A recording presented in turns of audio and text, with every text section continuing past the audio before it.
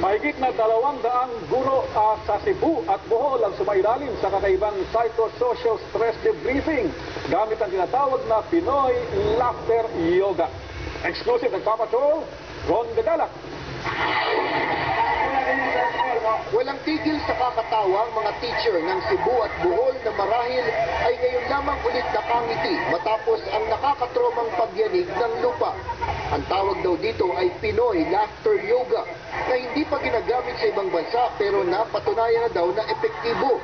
Scientific yung pagtawa niya, nare-relax siya agad. Yung trauma niya natatanggal.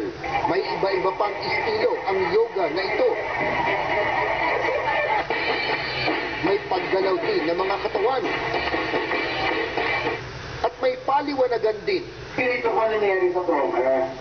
Normal reaction yun ng katawan nyo, ng utak nyo. Actually yung utak. Ngayon, nilalaro kayo ng utak nyo ngayon. Masyado kayong fixated, masyado kayong sumara. Dahil ang layunin ay maging handa ang mga guro pag humarap na sa mga bata. I-settle mo na yung emotion nila para hindi naman sila mapanik at the way they handle their children.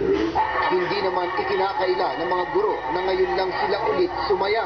Ang sarap ng pakiramdam na yung bang nakakatulong ka na, gumagaan yung pakiramdam mo. Kahapon nakikita pa rin yung yanin.